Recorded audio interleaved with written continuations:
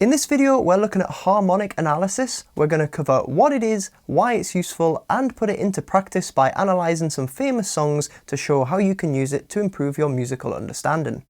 This is part of my intermediate theory course. So far, we've worked up to understanding chords in keys, so I'd definitely check out the previous lessons if that's something you're unfamiliar with, as it's pretty handy, if not kind of necessary knowledge to get the most out of this video.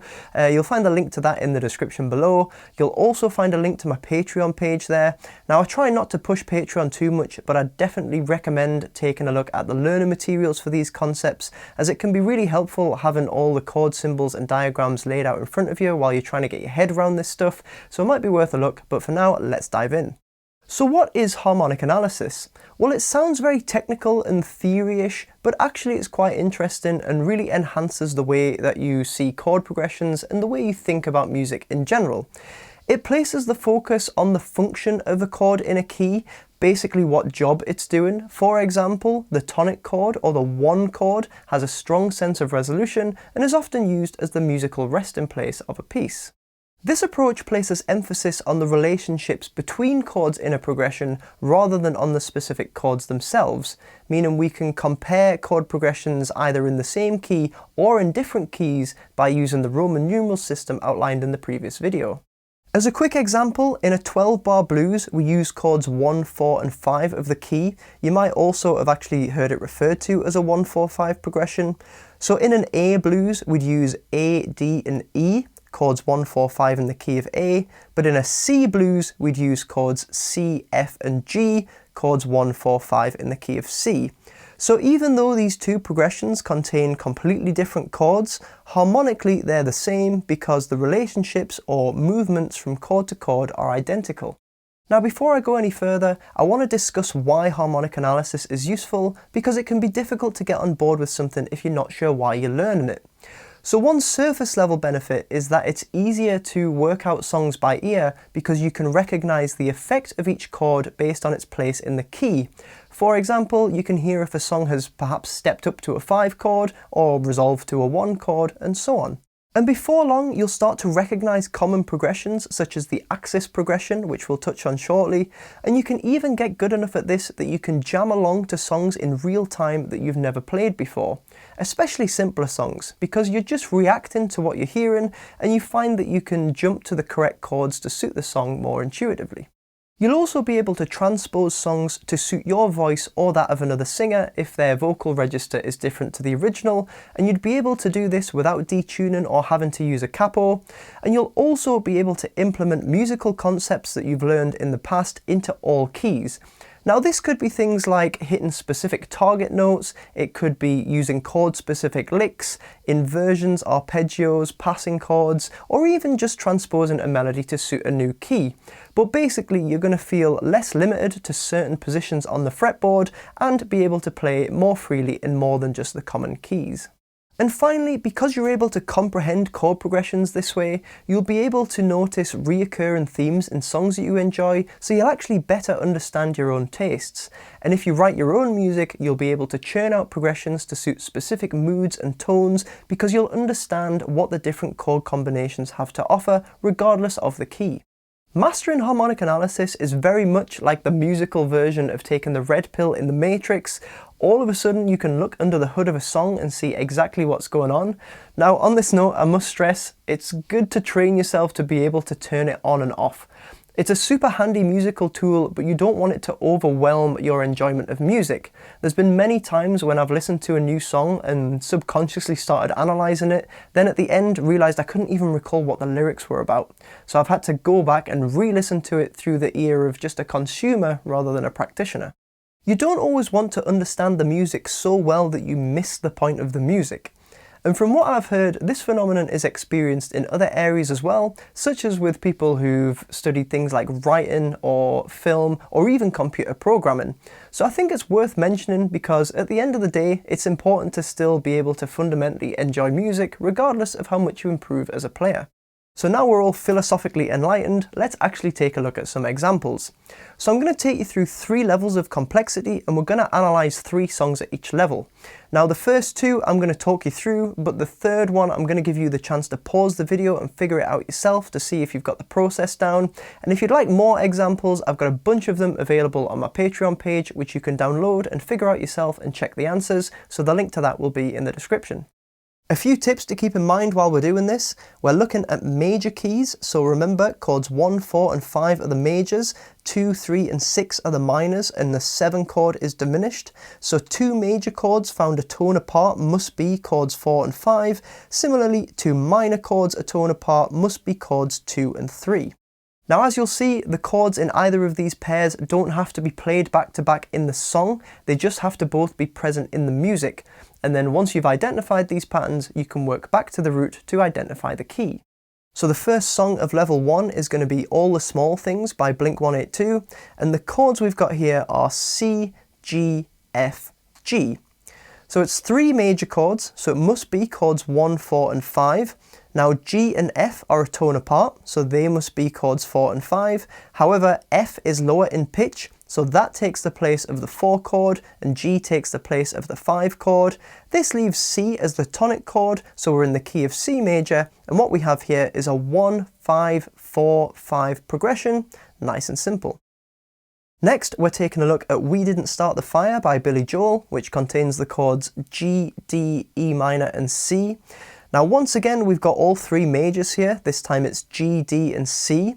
So D and C must make up the 4 and 5 chords, and again if we put them in the right order, C is lower in pitch, so C must be chord 4 and D must be chord 5.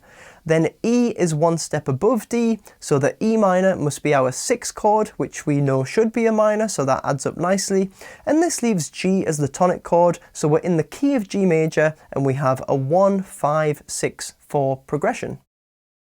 Now I mentioned earlier about the axis progression, and that's exactly what a 1, 5, 6, 4 pattern is.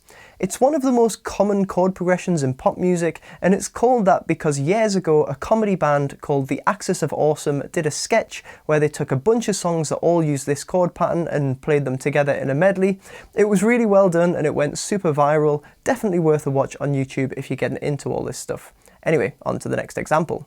For the last song of level 1, you have the chance to test yourself, and the song is going to be Summer of '69 by Bryan Adams, and the chorus progression goes B minor, A, D, G. So as we've done previously, try and identify the 2 majors a tone apart for chords 4 and 5 and work back from there. Remember to put them in the right order and that they don't have to be played next to each other in the actual song.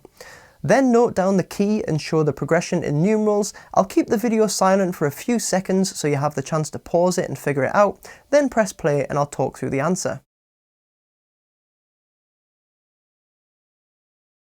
So let's see how you did. Hopefully you spotted that A and G are a tone apart, but G is lower in pitch, so G is chord 4 and A is chord 5.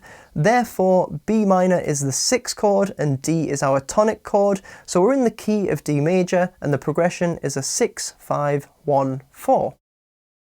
On to level 2 now, so a bit more complexity. We'll start with Love Will Tear Us Apart by Joy Division, where the main progression is E minor 7, D, B minor and A. So for the first time we don't have our 2 majors a tone apart, so either D or A could be the tonic, so let's try both and see which works.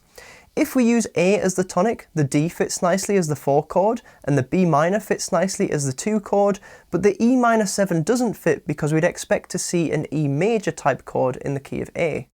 So let's try with D as the tonic, in which case A works nicely as the 5 chord, B minor fits as the 6 chord, and this time the E minor 7 does work as the 2 chord because even though it features a 7th, it's still fundamentally minor, so we're in the key of D major and we have a 2, 1, 6, 5 progression.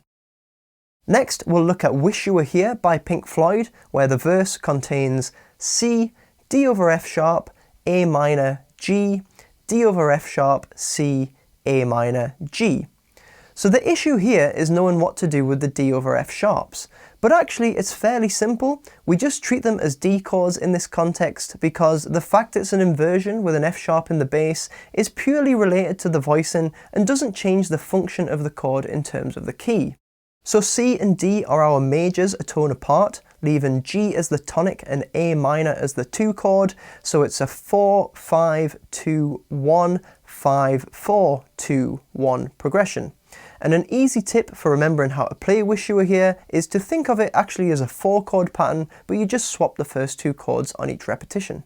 And finally, the level 2 test is going to be Basket Case by Green Day, and given that the original is in E flat tuning, the chords you physically play on guitar are E, B, C sharp minor, G sharp minor, A, E and B. So once again, I'll leave a few seconds of silence, pause the video and try and figure out the key and the progression, and press play and we'll go through it. So let's see how you did. We've got more chords and some sharps involved, but hopefully you spotted the B and A as the majors a tone apart. So A is the 4 chord, B is the 5 chord, leaving E as the tonic. So what we have here is a 1, 5, 6, 3, 4, 1, 5 progression. On to level 3, the final level of complexity for today. And we're going to start with the chorus of September by Earth, Wind and Fire, which contains B minor 7, E7, C sharp minor 7 and F sharp minor 7. So the first things you'll notice is that they're all types of 7th chords and most of the chords are minor. But for now we can sort of ignore the fact that they're 7th chords because even with the 7ths removed, they still contain the major and minor element which enables us to decipher the key. So since we only have the 1 major chord, we're now looking for 2 minor chords a tone apart, which hopefully you've spotted are B minor and C sharp minor. So B minor is the 2 chord, C sharp minor is the 3 chord, meaning if we work backwards, A would be the 1 chord. Now there's no A chord in this particular section, but that's okay, the song can still be in that key overall. And regarding the other chords, E is the 5 chord and F sharp minor is the 6 chord. So what we've got here is a 2, 5, 3, 6 progression. However, the reason I've picked an example containing 7ths is to show how this can be helpful also, because the E is a dominant 7th, or just E7 for short, and when looking at 7th chords in a major key, there's only 1 dominant 7th and it lands on the 5th degree of the scale. So even just considering E7 as the 5th would enable us to work back and find A as the tonic. Now I've got lessons coming up on the different types of 7th chords and how they all fit into a key later in the series, so definitely keep an eye out for those. Next we're looking at Fly Me to the Moon, which has a more sophisticated chord pattern. It's A minor 7, D minor 7, G7, C major 7, F major 7, B minor 7 flat 5 and E7.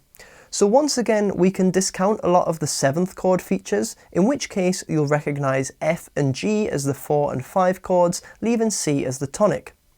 But taking the 7ths into consideration, once again we've got a dominant 7th on the 5th degree, that's the G7, which also leads us back to the C as the tonic, and we've also got the B minor 7 flat 5. Hopefully you remember from the previous video that this is a form of diminished chord, which we know occurs on the 7th degree of the scale, so from that point we can easily shift up a semitone from the B root to find our tonic on the C. Now you've probably also spotted the E7 at the end, which is a bit of a curveball. This doesn't fit the key at all because in the key of C major, E should be a minor chord on the 3rd degree, and also we should only have 1 dominant 7th, which would be the G. So what we've got here is known as a secondary dominant. It's a type of borrowed chord, meaning it comes from outside the key, and usually these are included in songs to create a bit of tension or momentum and just generally make the sound more interesting. So sometimes not all the chords present fit the key, and you have to be a bit of a detective and combine different bits of knowledge in order to make a judgment about what overall key the song is in. So with all that in mind, in this case we're in the key of C major, and our progression goes 6, 2, 5, 1, 4, 7, and ending with a secondary dominant on the 3 chord, which we can show capitalized for major with the 7th symbol for clarity. So final test now, and it's going to be Treasure by Bruno Mars, which contains A flat, G minor 7, F minor 7, E flat, G minor 7, C minor 7 and B flat. So pause the video, try and work out the key and progression, then hit play and we'll look at the answers. So hopefully you either spotted the F minor 7 and G minor 7 as the 2 and 3 chords, or the A flat and B flat as the 4 and 5 chords. Either of those will lead you back to the tonic of E flat. So we're in the key of E flat major and the progression goes 4, 3, 2, 1, 3, 6, 5. So there you have some examples. Hopefully that's got you started with harmonic analysis and you've been able to follow along and do some successful analysis of your own. It might be worth going and analysing a few of your favourite songs just to see if there are any trends in your own music taste. And like most things when it comes to music theory, the more you go through this process, the quicker and more natural it'll become, and the more your understanding will improve. Remember, you can find the link to the full theory course in the description, as well as those extra resources on Patreon. There's more guitar lessons on the channel, as well as more to come in this theory course, so be sure to subscribe and give this video a like if you found it helpful, and I'll see you in the next one.